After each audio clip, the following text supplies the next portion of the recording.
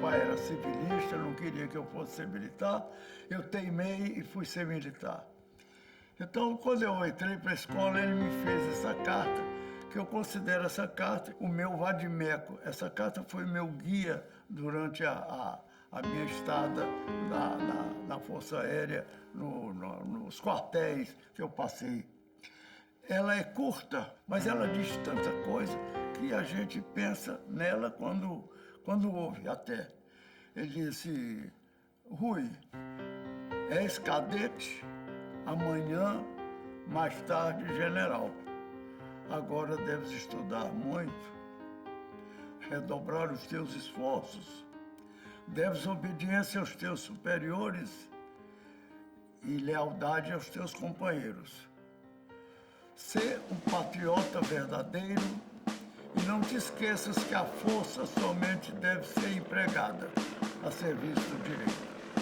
O povo desarmado merece o respeito das Forças Armadas. É este povo que deve inspirá-las nos momentos graves e decisivos.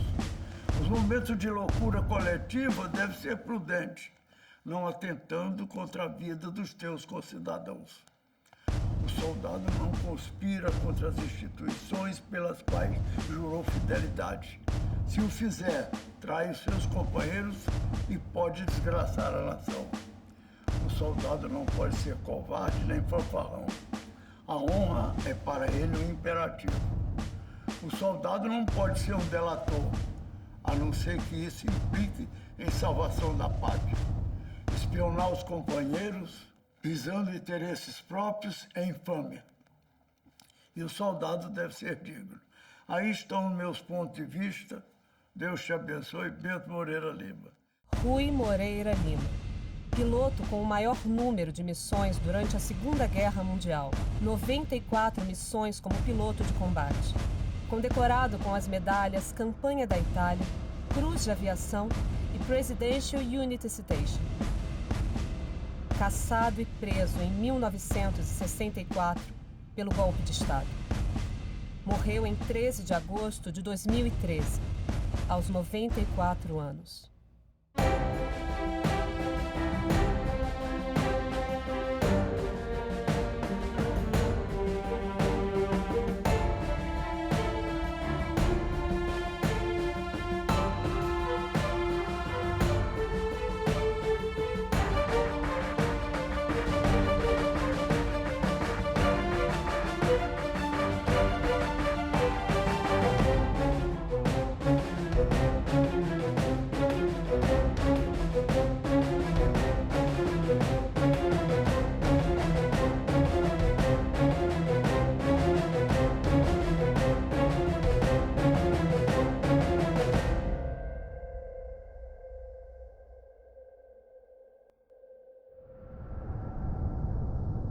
Relato escrito pelo general Ladário Pereira Teles, último comandante militar a resistir ao golpe de Estado. O clima político no mês de março de 1964 se inflamava dia a dia, num vertiginoso crescendo. O comício do dia 13 de março marcou decisivamente a orientação que o governo iria trilhar para o futuro. Marchar resolutamente, com o apoio do povo, para a realização das reformas de base. A repercussão deste comício nos meios reacionários, civis e militares foi evidente. Manifestações da imprensa e comentários de militares, principalmente no Estado-Maior do Exército, Escola de Comando e Escola Superior de Guerra, fizeram uma acerba crítica ao governo do Dr. João Goulart. Essas organizações militares eram plenamente identificadas com os focos do golpismo e centro da mais radical reação contra as reformas preconizadas pelo governo. Os últimos momentos do governo do presidente João Goulart. Se nós tivéssemos podido vencer, que era tão impossível se olhar para trás, pelo complexo que foi se dando de fatores os mais diversos, onde os militares são os decisivos na reta final. Mas no contexto, você tinha um conjunto de propostas de reformas sociais que criava um antagonismo, eu diria, incontornável. Por exemplo, a proposta de reforma agrária criou um corte profundo na sociedade ligada aos setores diretos ou indiretamente do latifúndio e que tinha uma participação numérica no Congresso Nacional alta. Então nós não tínhamos como alterar a norma da Constituição que estabelecia que para desapropriar as terras, para efeitos de reforma agrária, por exemplo, era preciso pagar a indenização previamente em dinheiro, o que tornava a proposta social inviável. Tão importante quanto isto foi uma coisa que parece banal, que foi a lei que estendeu os direitos sociais ao campo. Naquela época, o campo era o lugar dos párias, miseráveis. Nem salários tinham. Enquanto a reforma agrária era algo que era um processo, a extensão dos direitos sociais era imediata. Ou seja, os grandes proprietários perdiam seu status senhorial e passaram a ter que discutir com os trabalhadores, através dos sindicatos que também se constituíram, de uma forma que para eles era intolerável.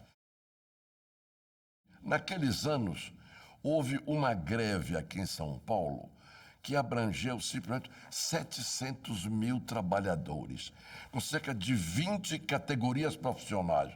Um impacto. E é nesse episódio que nasce o CGT, Comando Geral dos Trabalhadores, portanto, o embrião de uma central operária que nós não tínhamos até aquela época.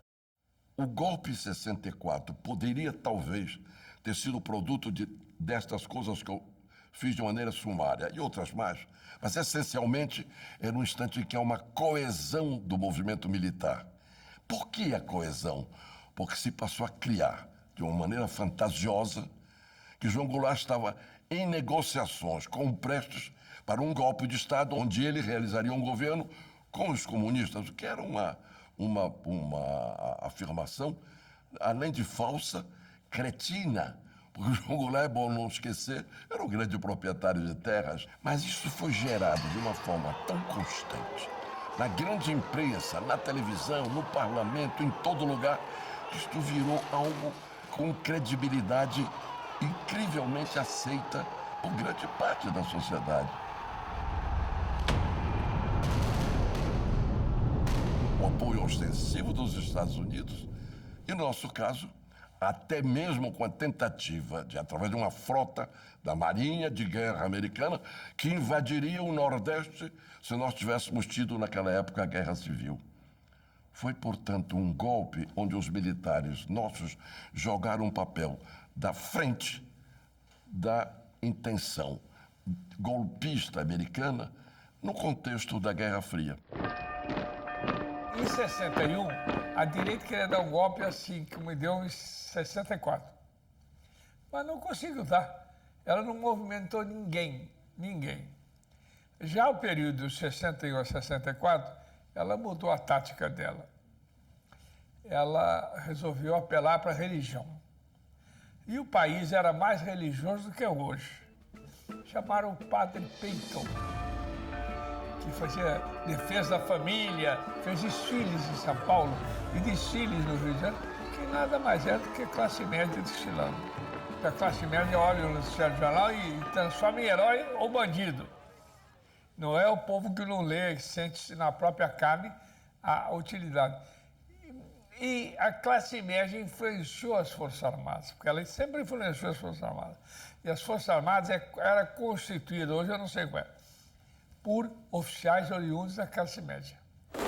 A adesão do general Cruel, comandante do 2º Exército, desestabiliza o governo de João Goulart.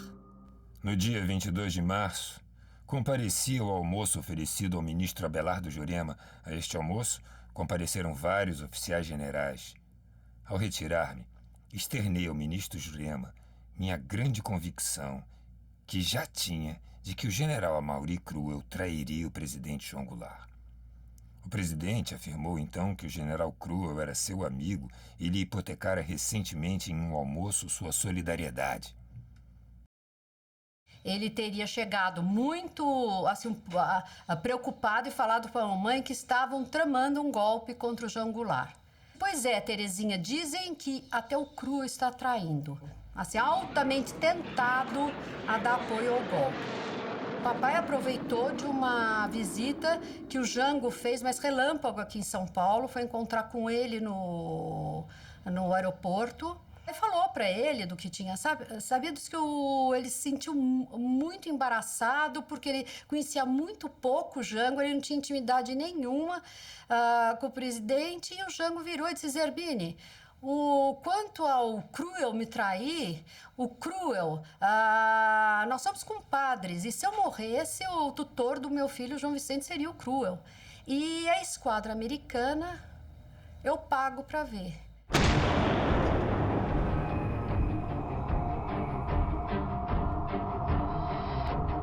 Os marinheiros reúnem-se no Sindicato dos Metalúrgicos para comemorar o 2º aniversário de sua associação.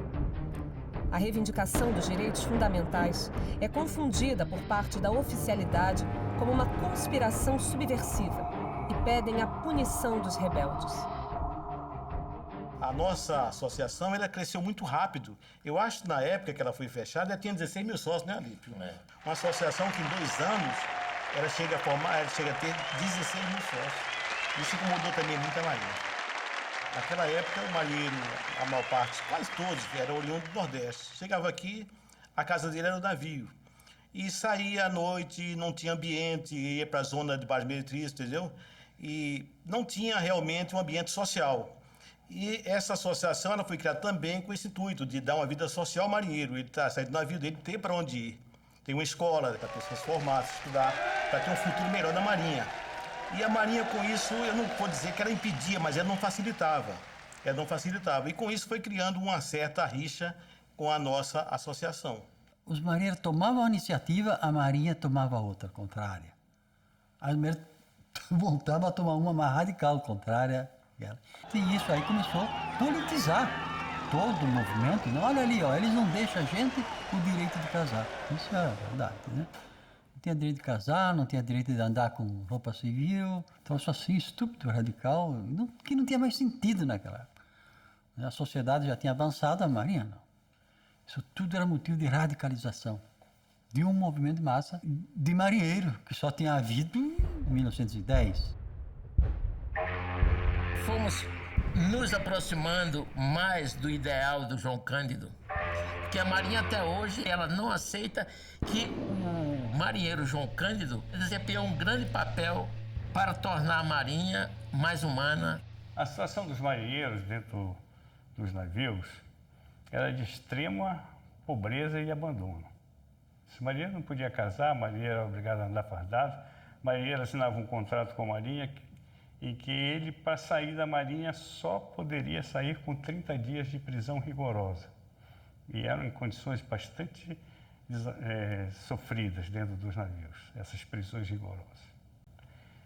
Então, a revolta dos marinheiros era um fato absolutamente previsível. Até as paredes do arsenal de Marinha sabiam disso.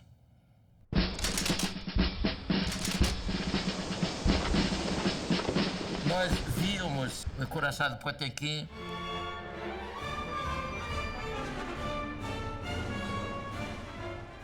e participando de reuniões políticas. Quando chegamos ao sindicato, não foi só comemorar o 2º aniversário da entidade. Nós já tínhamos ali uma consciência de que nós deveríamos apoiar o presidente João Goulart naquilo que ele pretendia. Não tinha como frear aquele movimento.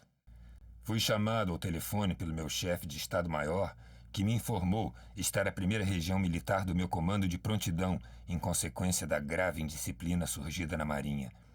Julguei boa iniciativa telegrafar ao presidente João Goulart, que se encontrava em São Borja, dando-lhe conhecimento do que acontecia e lhe carecendo a necessidade urgente de vir ao Rio de Janeiro. O X do problema ali naquela reunião, é que eu sempre falo, foi os fuzileiros navais que foram para lá para nos prender, foram eles terem arriado as armas. Ali foi o estupim de tudo, porque eles se discutiam, fuzileiro tem que ser inimigo dos marinheiros. Então, quando eles verificaram que não conseguia mais dividir fuzileiros e marinheiros, bem assim, olha, é o fim. Ou nós damos o golpe, ou nunca mais. E foi a partir que eles já estava tudo tramado para o golpe. Claro que, se houve uma precipitação, foi em função daquilo ali. Hoje há uma acusação, não é uma acusação, há uma colocação, principalmente dos historiadores, que os marinheiros eles são responsáveis praticamente pelo golpe. Que não é, né? Se almoçava a golpe, se jantava a golpe já, né? E o golpe estava na rua. Chegou sim a um ponto onde não tinha mais saída a não ser ou avança e toma o poder, ou entrega o poder. O importante também considerar que havia, sim, um movimento nacionalista, com espírito nacionalista. Entrava por todos os meios de canais e meios da sociedade, né? E, lógico, dentro dos marinheiros também.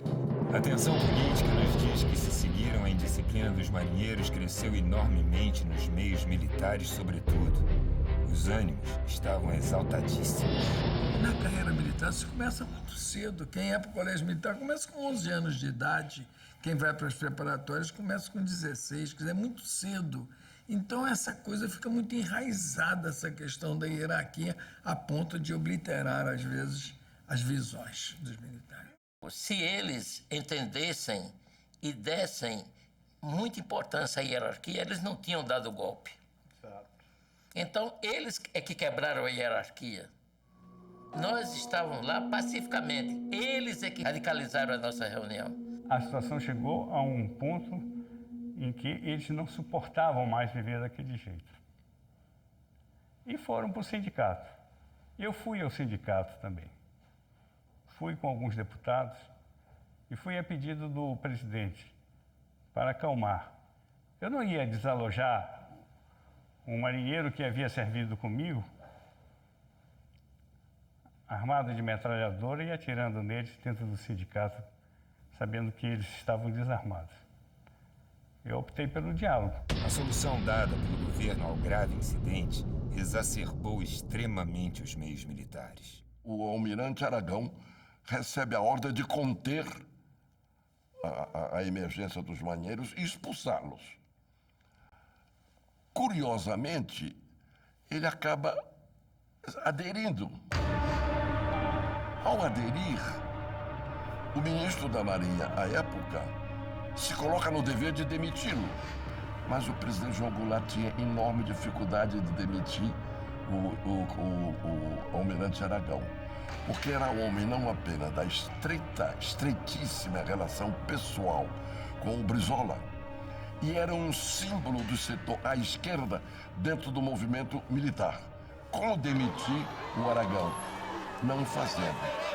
Deu uma imagem pública, portanto, de um governo sem condições de conter a anarquia emergente. Até espanta como foi incrível como os fatos se sobrepuseram, às vezes sem lógica. Às vezes sem lógica. O episódio da Marinha é um desses. É de um absurdo tão grande que espanta que tenha havido. 25 de março. Levante dos Marinheiros. 30 de março. Comemoração da Associação dos Sargentos e Suboficiais no Automóvel Clube no Rio de Janeiro, com a presença de João Goulart. Eu era praticamente o chamado líder do grupo compacto do PTB. Portanto, era a área esquerda do PTB. Não eram comunistas, talvez um, outro fosse, mas no contexto eram democratas de visão socialista, mas democratas essencialmente. Quando tomamos conhecimento de que o presidente estava convidado para ir à solenidade dos soldados, cabos, sargentos, no Rio, já quase na reta final, porque isso se dá praticamente nas antevésperas do golpe. Eu fui ao chefe da Casa Civil, Darcy Ribeiro, e em nome do Grupo Compacto, que era absolutamente aliado ao João Goulart, ponderar que nos parecia ilógico que o presidente naquele instante fosse para uma solenidade, parecendo que ele optava pelos sargentos em um confronto com a oficialidade. Foi a imagem que ficou. E recebi do Darcy Ribeiro ponderações que mostram como era difícil adotar esta ou aquela linha. Dizia ele: a sua ponderação, Almino, procede, mas como pode o presidente João Goulart deixar de ir a uma solenidade numa distância, justo com os setores dos armados, que de ponta a ponta dava ao presidente João Goulart um apoio irrestrito? Se você olhar para trás, você tem quando houve a crise da legalidade, portanto, quando os militares impediram que o Jango assumisse legalmente a presidente da República com a renúncia de Jânio. São os soldados da base aérea no Rio Grande do Sul que impedem o bombardeio do Palácio Piratini. Furam os pneus dos aviões, tiram as peças fundamentais, prendem os oficiais e impedem um bombardeio que teria sido uma tragédia, não apenas pessoal, mas política. Os sargentos, então, estavam com o presidente João Goulart. Isso aconteceu semelhante na base aérea do Pará, do presidente. Tinha dos sargentos um apoio tão ostensivo, num quadro em que a oficialidade se distanciava dele crescentemente, como não ir ao ato de homenagem a eles numa hora que festejavam não sei quantos anos da fundação da associação. Isso é o raciocínio do Darcy. Então, entre as duas verdades, né, aquela entre les deux, bon quel balance, com quem ficar? João Goulart foi ao ato e foi, do ponto de vista político, um desastre, e foi, do ponto de vista humano, um gesto de nobreza. Os pronunciamentos feitos nesta solenidade, os discursos exaltados, a franqueza das palavras usadas pelo presidente constituíram uma ameaça aos reacionários, que nelas vislumbraram a marcha vitoriosa das reformas. A alternativa foi, então, ou dar o golpe ou perder definitivamente a partida. A escolha não tardou. Assisti o discurso dele de casa. Foi um discurso violento, que o único comentário que foi feito por Oswaldo Mendonça, que foi um grande advogado aí de preso político, ele disse, olha, ele fez um discurso de quem tem poder. Agora, ele está sem poder e ele vai cair. Não pagou ideia. No dia seguinte já estavam as tropas do Mourão e do Guedes já descendo para o Rio.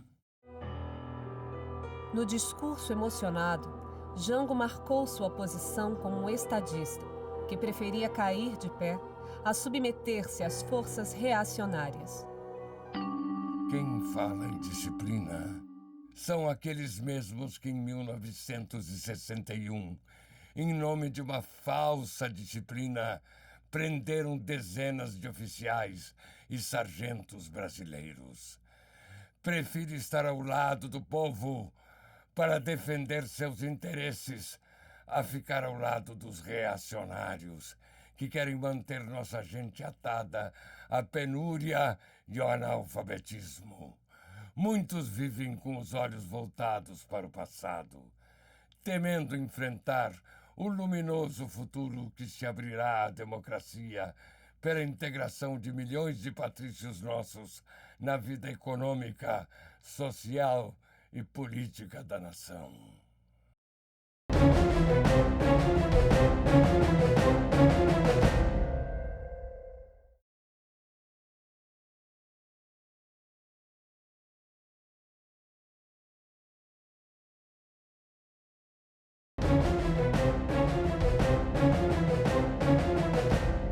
Resistir ou não ao golpe de Estado? Eis a questão. Eu disse, eu quero saber onde é que está essa coluna. Como é que eu vou saber? Então eu só podia saber voando.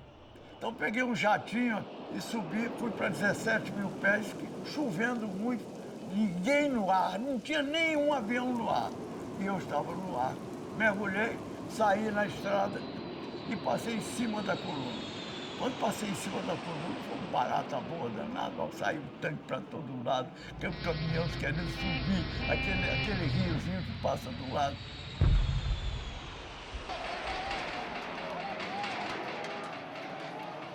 No dia 31, eu vou à Câmara dos Deputados. Dezenas de parlamentares, um burburinho, grupo dali, grupo dacolá, discussões em voz alta. Era uma coisa tão fora de propósito. Entrei num dos grupos que está vendo. Como você não sabe? Aí dependia do ângulo. A revolução começou, o outro ângulo. É o golpe de Estado que começou. Mas como? Como? Bom, telefono para o senador Arthur Vigílio, líder do PTB no Senado da República. Ele sabia tanto quanto eu. Mas não há nada ao menos. Então venha para cá, vamos ligar o presidente. O presidente estava no Rio de Janeiro. Eu ouvi o diálogo todo por uma extensão. Mas de onde tu estás tirando isso, Arthur? Dizia o presidente. Mas isso é uma loucura, não há nada disto. São as clássicas intrigas invencionistas da oposição para criar um clima de desassossego. Não é real isso. Passava pelo gabinete dele, na proximidade, General Assis Brasil.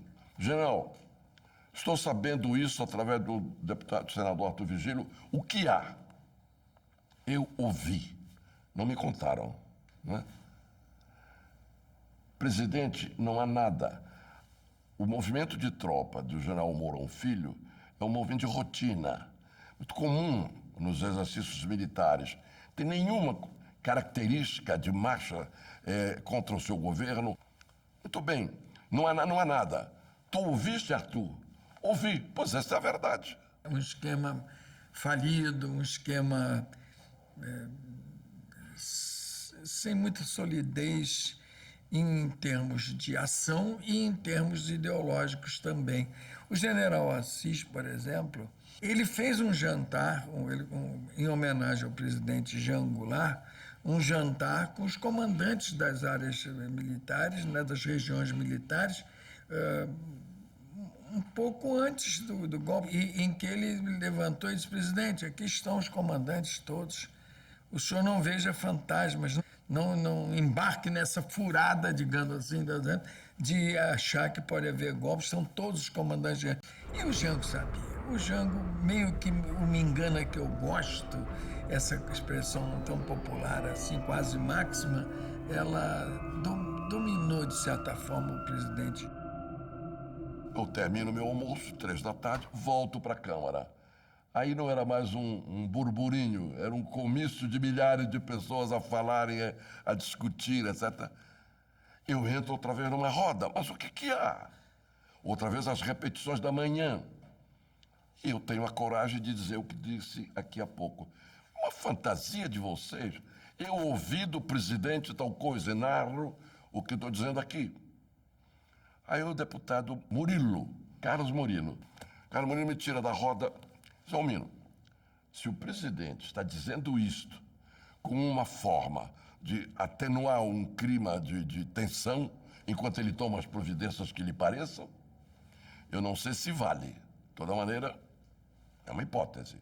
Mas se ele não está informado, se é real que ele não sabe que a esta hora a tropa já está marchando do general Mourão e que em Belo Horizonte o comando da chamada Revolução já está montada, já é real. Como é que o presidente, a esta hora, não sabe? Eu estou me referindo a um diálogo que se dá em torno de meio-dia, 1h do dia 31 de março. Portanto, o que eu quero dizer nisso? Que não tinha realmente uma organização militar ao lado do presidente em condições até de informar minimamente. Porque o chefe da Casa Militar não saber, na hora que o Arthur Vigílio dá ao presidente a notícia, ao meio-dia, e não tomar uma providência para saber se era verdade ou não, é uma coisa inconcebível. Ao chegar, no dia 31, às 13 horas, no meu gabinete, notava-se mesmo certo nervosismo. Dizia-se que no 5º e 6º andares havia cerca de 200 oficiais armados, alguns em uniforme de campanha, e prontos para atacar o QG da 1ª Região Militar e do 1º Exército, situados, respectivamente, no 3º e 2º andares. Diante destas informações, determinei que se guarnecessem com tropa armada os corredores de acesso ao meu QG e proximidades dos elevadores, com ordem de fazer fogo em quem pretendesse nos atacar. Dizia-se que haveria um putsch no Ministério da Guerra.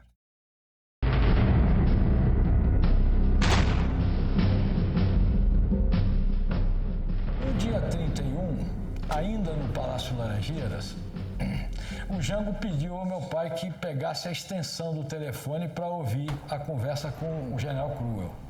E o Cruel virava para ele: olha, Jango, nós só temos uma chance. É você demitir os comunistas do governo. O Jango respondeu ao Cruel: você controla a rebelião e depois a gente conversa sobre a reforma ministerial. Ele ligava para o Jango para dizer, para contar os movimentos que estavam acontecendo e quais eram as medidas que o Exército pedia que o Jango tomasse para que não houvesse o golpe. Ele ficou com a maioria do golpe. Ele ficou contra o Jango no momento exato, mas ele negociou até o final a possibilidade de saída. Às 15 horas, recebi pelo telefone convocação para comparecer ao Palácio das Laranjeiras. Fui informado da situação da rebelião em Minas Gerais e, em seguida, recebido pelo presidente. Incumbiu-me de transmitir ao general âncora, comandante do 1º Exército, a ordem de prisão do general Humberto Castelo Branco. Devo, desde já, esclarecer que, a partir daquele momento, comecei a sentir a hesitação do general âncora no cumprimento da ordem do presidente. Declarou-me ainda Sua Excelência que acabara de me nomear para o comando da 6ª Divisão de Infantaria e, sendo o oficial mais antigo do 3º Exército, que deveria assumir o respectivo comando. Indaguei-lhe qual o tratamento que deveria dar ao governador do Rio Grande do Sul. Tratamento duro, redarguiu-me Sua Excelência, e faça-lhe sentir que meu mandato é intocável, porque ele é delegação da maioria do povo brasileiro.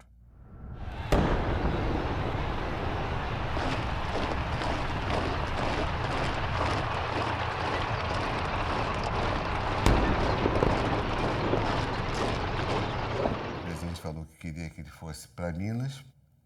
O papai falou: olha, com a tropa que eu estou recebendo, eu amanhã de manhã estou em Juiz de Fora e a situação está resolvida. Foi para o 1º Exército e aí já o comandante do 1º Exército, que estaria ligado aos revoltosos, já tinha cortado metade do poderio de envio dele. Mas assim mesmo ele foi com o que recebeu, lá chegando, posicionou de tal maneira para se defender, já que ele não tinha recebido tropas para avançar, mas ele foi para estancar o que vinha. Nada aconteceu. No dia seguinte, ele mandou um enviado em direção a Juiz de Fora, e então ele foi informado que as tropas estavam vindo, que esperavam a rendição dele. Ele falou que não ia se render. Eles tinham tanta certeza do esfacelamento da defesa, quer dizer, não tinham tropas para a defesa, que eles iam caminhando pela estrada tranquilamente, né? E já com um armamento, obviamente, muito mais pesado do que o que meu pai dispunha. Aí eles mandaram um enviado, meu pai disse: olha, então tudo bem. Falou algumas vezes com o general Zerbini, em São Paulo, porque o Zerbini, assim como o papai, tinha ficado para conter lá as tropas lá em Caçapava, né, as tropas do general Cruel. E aí o general Zerbini falou: olha, a situação aqui está muito frágil, não temos condições. O meu pai entrou em contato com o general Assis Brasil, que era chefe da Casa Militar do Jango. A essa altura já estavam todos em Brasília. E aí foi informado que a situação estava praticamente perdida. E ele desceu em direção ao Rio. Aí no dia seguinte ele se apresentou no 1º Exército, Eu acho que nesse momento ainda era o general Âncora que comandava, onde ele foi preso. Na manhã do dia 1º, o coronel Raul Carnaúba sabia que eu estava contra o golpe e me pediu para ir ao Palácio Laranjeiras, entrar em contato com a presidência, com o presidente ou com quem estivesse da Casa Militar, para saber o que fazer, o que o regimento poderia fazer, porque o golpe estava em pleno andamento. E dali eu assumisse o comando do Ministério da Guarda do Ministério do Exército. E chegando no palácio, o presidente já tinha ido embora. Tinha ido embora e soube que o grupo do Lacerda estava reunido no Palácio Guanabara, mas ali eu não tinha mais o que fazer, porque se o presidente tinha abdicado, fui para o Ministério do Exército, assumi o comando da Guarda. Eu recebo a visita de 2, 3 sargentos, um deles não falou nada, mas 2 vieram me comunicar que ia acontecer um massacre de estudantes ali no Caco. Me explicou que chegou uma tropa de civis e paramilitares, é claro, a paisana, com metralhadoras e revólveres de Kombi, e agora eles estavam cercando a faculdade e os estudantes se recolheram para a universidade. Eu imediatamente peguei que eu dispunha de tropa e resolvi. E quando cheguei lá, a cena era a seguinte: esse grupo paramilitar apontava as armas para a porta da faculdade e já tinham jogado um pouquinho antes gás lacrimogêneo, que é pelas janelas, quebraram as janelas e jogaram gás lá dentro, esperando os estudantes saírem. Eu alertei que eles se retirassem da região, que era uma região nossa, que eu ia entrar na faculdade. Eles não me atenderam. E aí houve uma escaramuça e eles acabaram fugindo. Entrei com os meus subordinados, arrombamos a porta e a cena foi uma cena que a gente não esquece, né? Caídos nas escadas, estudantes sufocados. É muito interessante que algumas das moças que hoje são do grupo Tortura Nunca Mais, diretoras e tudo, que gente corajosa, né? Até hoje lutando aí. Eu estou aqui hoje, eu e muitos outros companheiros, alguns deles que fundaram Tortura Nunca Mais em 85, graças à coragem e à generosidade do Ivan Cavalcante Proença. Fomos tentar resistir ao golpe. E, à noite, fomos cercados, depois ficamos sabendo que se tratava do CCC, do Comando de Caça aos Comunistas, e que a ordem era atirar para matar. E eram bombas de gás lacrimogêneo lá dentro, e nós nos abaixávamos, rajadas de metralhadora, e, de repente, parou um silêncio, e nós sem saber o que tinha acontecido. De repente, entra o Ivan Cavalcante Proença, né, e nos orienta que a gente saísse em grupos de 5. Voltei para o Ministério do Exército, para a minha função. Eu cheguei ali, fui imediatamente preso e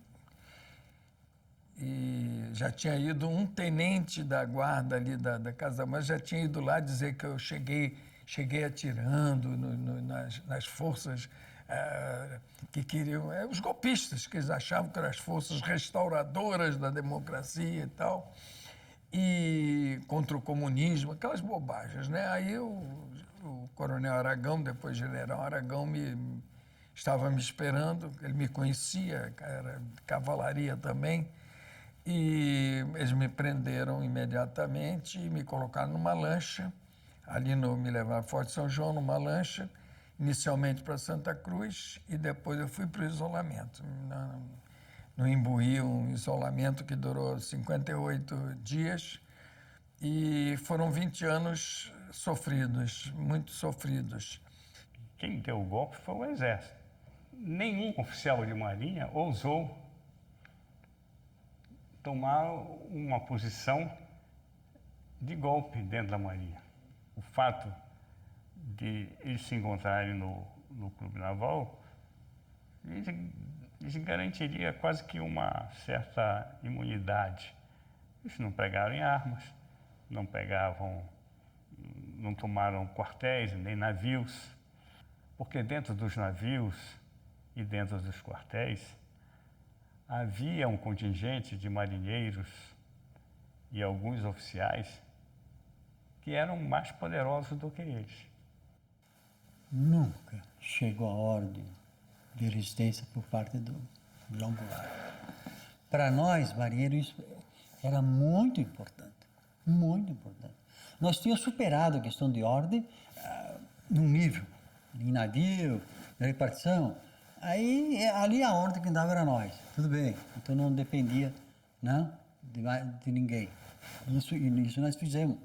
Né? Demos as ordens, isso foi tomado, mas chegou o momento de resolver a questão de Brasília, o poder central. Não tínhamos informações de Brasília, elas não chegavam até nós. E nós continuamos esperando receber informações do presidente para fazer a contraofensiva, o que nunca chegou. No último momento, meu cálculo, né, conseguimos reunir 3 mil soldados, 3 mil marinheiros. Né? No dia 1º, à noitinha, à tardinha. Nós tínhamos essas tropas. Né? Já tínhamos daí tomado o Ministério da Marinha, também foi tomado. Né? E nisso veio um coronel do Exército, meio, né? Aí para negociar. E veio falar comigo. E diz, olha ali, ó. Não faça uma coisa dessa, isso vai ser um massacre. Olha ali que são 10 mil homens do Exército. Olha quanto tanque tem aí. Mas daí o Aragão disse, coronel, né?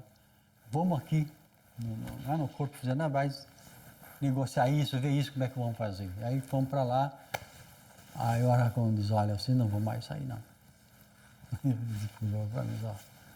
Acho que isso foi a última ordem que ele deu. A única coisa que nós temos que fazer, vamos fazer um bilhetezinho, eu assino e tu assina, mandamos, né, para as tropas que estavam concentradas, pedindo a elas encarecidamente que volte para os navios. Eu achei que foi aí transformar as ordens, então. Era isso mesmo. E quando eu cheguei ao QG, o brigadeiro Teixeira estava saindo do comando. Ele disse, olha, Rui, a vila roeu a rapadura. Foi essa a palavra dele. Ele disse, o que houve? A vila roeu a rapadura. Já está tudo acabado e nós vamos agora falar com o ministro Botelho. E o Botelho, ele nos recebeu muito emocionado e disse, olha, eu não dou ordem sem estar alguém para dar ordem em cima de mim, que seria o presidente da República. Eu não vou dar ordem para vocês, mas vou dizer o que é que eu vou fazer. Eu vou esperar o outro ministro entregar. E vocês vão para suas bases, vão para suas unidades, e quando chegar o substituto, entrega. Ok? Ok. E quando nós estávamos jantando, veio o capitão Hartz, Hugo Hartz.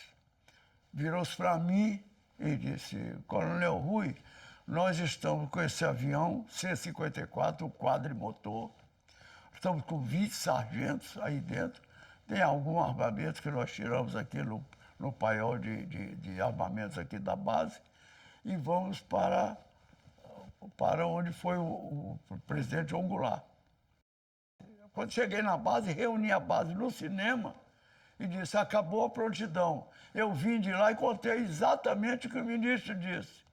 Julinha, minha mulher, que nunca tinha ido à base, foi à base só no Natal, para conhecer a base, e foi lá para ficar comigo. Eu até fiquei, Julinha, eu não quero entregar a base. Eu quero passar o comando da base como eu recebi. Eu não vou sair daqui escorraçado. E esses caras, eu sei que está toda a base cercada. Se eu for entregar a base assim, desse jeito, é melhor eu não ficar vivo. E passei o comando com a base toda cercada às 9 horas. Os fuzileiros fizeram um corredor, que chama corredor polonês, né? Mas no caso ali, defensivo, né? Desde o portão de saída, né, o principal, até na Rio Branco. Difícil que parar, que ela está ali, tá bom. Os oficiais que estavam armados lá embaixo não tinham saído de lá, estavam lá ainda, não tiveram coragem de vir atrás de mim, então tudo bem. Agora é comigo. E realmente, saí, quando cheguei assim uns 20 metros, olhei para trás, me abanaram a mão, eu abanei a mão também, né, com os fuzileiros, e fui embora. peguei o carro e vim embora. Me apresentei ao Teixeira, ele estava me esperando. Ele e o Estado-Maior, o chefe do Estado-Maior dele, fomos os três ao ministro Melo. Aí ele disse, o Rui não quer ser preso, Moreira Lima não quer ser preso. Não, senhor, torça minhas palavras, meu ministro. Eu estou dizendo que eu não vou ser preso com show. Aí ele disse, e como é que tu vai ser preso? Ele, por telefone. Então eu fui o único oficial, fui preso, que passou o comando dentro do regulamento, RDAE da Aeronáutica, e foi preso por telefone. O chefe de Estado-Maior dele, Baena, era o brigadeiro Baena. Ô, Moreira Lima, dá um pulinho aqui. Eu digo, posso levar a cueca, o aparelho de barba, pasta, escova e tal, muda de roupa. O riso assim meio bobo. Aí eu fui para lá e fui preso. Fui chamado à fonia do serviço rádio pelo general Genaro Bontempo, que me informou que a situação na Guanabara era de extrema gravidade, que as forças sublevadas já estavam intimando o Ministério da Guerra a se render. Tudo se esboroara, o presidente da República seguira para Brasília. Quando o Jango, enfim, nos recebe, visivelmente decaído. Nunca esqueço, ele estava com uma roupa amarrotada, de barba crescida. E ali ficamos a analisar com ele o quadro nacional, que já era de debacle. Nós já não tínhamos mais bases militares. Os generais, os comandantes de exército já tinham aderido. Nesse exato momento, toca o telefone, era o general Ladário dizendo, presidente, venha para Porto Alegre. É a forma de nós aqui galvanizarmos o que temos e criarmos um clima nacional que pode mudar o quadro de adesões que estão aparentemente consolidadas. E o general Ladário Teles, comandante do Terceiro Exército, tinha feito um pronunciamento excelente no começo da manhã de 1º de abril, dizendo que não concordava com a posição, não apoiava a posição dos seus colegas militares e que o comando do Terceiro Exército manteria a posição da legalidade e de respeitar a legalidade democrática. Então nós todos aconselhamos o presidente. O presidente vá para o Rio Grande. Deviam ser talvez 7 da noite, 6 da tarde, quando o presidente vai para o aeroporto para fazer a viagem a Porto Alegre. O presidente se despede, vai para o avião, era um Coronado, o avião mais moderno que o país tinha. A Varig tinha recém-comprado, era uma beleza de avião, né? Moderníssimo. E não decolava, Num certo instante, eu tive dor no estômago e disse ao Bocaiúva e ao Tancredo, eu tenho a impressão que o presidente vai ser preso aqui, a qualquer instante. Esse avião não decola. A versão é que havia uma pane. O avião tinha recém-chegado, era moderníssimo. Que pane! Era algo que era parte do complô, na minha avaliação, naquele instante, e hoje eu estou convencido. O Jango já estava mais de 1 hora parado dentro desse avião. E meu pai, então, entrou no avião e falou para ele, Jango, esse avião está sabotado. Você venha para o Ninho que eu te levo a Porto Alegre. Durante o voo de Brasília para Porto Alegre, o Jango perguntou ao papai o que ele estava achando da situação. E ele então virou-se para o Jango e disse, Jango, se o Rio Grande do Sul tiver unido com você, você deve resistir. Se não tiver unido, aí são outra questão. Antes que o presidente tenha saído, o Tancredo diz a ele, Jango, você saiu do Rio e não fez uma declaração ao país. Sairá de Brasília sem fazer uma? Tem que dar uma explicação ao país. Então ele nos pede, escrevam, então, um manifesto. Escrevam. Ficamos, Tancredo improvisando e eu de datilógrafo. Foi o último pronunciamento político do Jango em Brasília. Numa noite em que forças reacionárias desencadeiam mais uma vez o golpe contra as instituições democráticas e contra a libertação econômica da pátria, reafirmo a minha inabalável decisão de defender esse mesmo povo contra as arremetidas da prepotência e da pressão do poder econômico. Sei que o povo ignora o verdadeiro significado das pressões a que meu governo está sendo submetido, desde que, para salvaguardar os mais legítimos interesses da nação, tive que adotar no plano internacional uma política externa independente e no plano interno medidas inadiáveis de proteção à sua espoliada economia. Em consequência, arrastei a fúria insensata e odienta dos impatrióticos interesses contrariados. Levantou-se a grita da incompreensão e do egoísmo, do capitalismo intolerante, desumano e anticristão. Meu governo foi daqueles, na história da República, que mais se empenharam em cercar de prestígio, de conciliação e de respeito os dignitários do episcopado, do clero, da Igreja Católica e dos demais credos religiosos. Mistificam com a supervalorização do perigo comunista como se não fôssemos uma democracia plantada irremovivelmente no coração do povo em quem acredito e em quem deposito a certeza da vitória da nossa causa. Não recuarei, não me intimidarão, reagirei aos golpes dos reacionários, contando com a lealdade, a bravura e a honra das forças militares e com a sustentação das forças populares do nosso país. João Goulart.